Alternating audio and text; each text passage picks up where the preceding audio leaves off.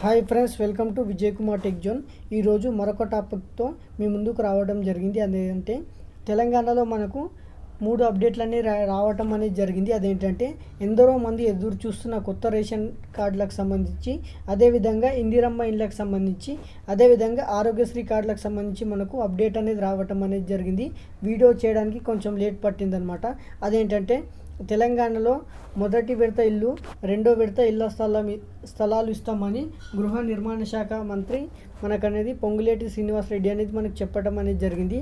అది మీటింగ్లో ఏదంటే ఇక్కడ చూడండి, మొదటి విడతలో ఇల్లు, రెండో విడతలో ఇళ్ల స్థలాలు ఇస్తామని ఇక్కడ చూడండి. మండల పర్యటనలో తెలంగాణ రెవెన్యూ మరియు గృహ నిర్మాణ సమాచార శాఖ మంత్రులు పొంగులేటి శ్రీనివాస్ రెడ్డి అనేది మనకు చెప్పడం అనేది జరిగింది.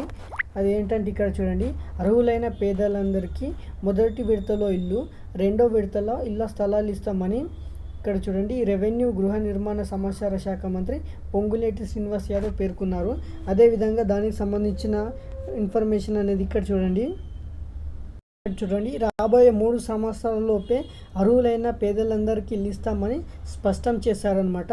కొద్ది రోజుల్లో అర్హులైన వారందరికీ తీపి కబురు అందుతుందని తెలిపారనమాట. ఇప్పటికోసమే ఉచిత కరెంటు కోసం అర్హులైన వారందరూ దరఖాస్తు చేసుకోవాలని సూచించారనమాట. అదేవిధంగా గ్రామంలో ఉన్న ప్రభుత్వ భూములను వెలికితీసి వాటిలో పేదలకు ఇళ్ల నిర్మాణాలకు ఇస్తామని, ప్రతి గ్రామంలో సీసీ రోడ్లు, డ్రైనేజీలు నిర్మిస్తామని పేర్కొన్నారు. ఈ పర్యటనలో వాళ్ళకి చెప్పడం అనేది జరిగింది. దానికి సంబంధించిన ఇంకో ఆర్టికల్ అనేది మనకు ఇది ఎలక్షన్ కోడ్కు ముందు అనేది రావటం అనేది జరిగింది.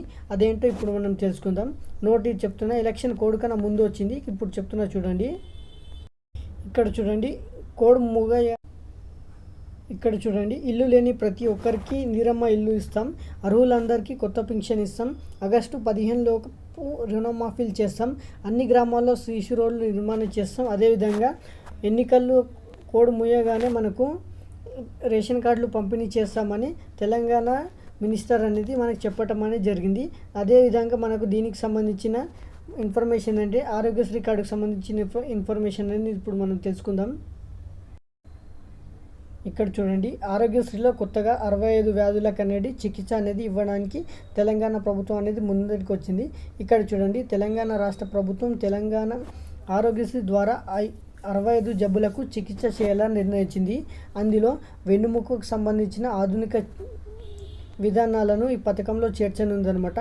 వైద్య నిపుణుల సూచనలతో ప్రస్తుతం ప్యాకేజీలో ఉన్న 1378 విధానాలకు ట్రీట్మెంట్కు అయ్యే ఖర్చులను పెంచుతూ ప్రభుత్వం నిర్ణయం అనేది తీసుకుందనమాట.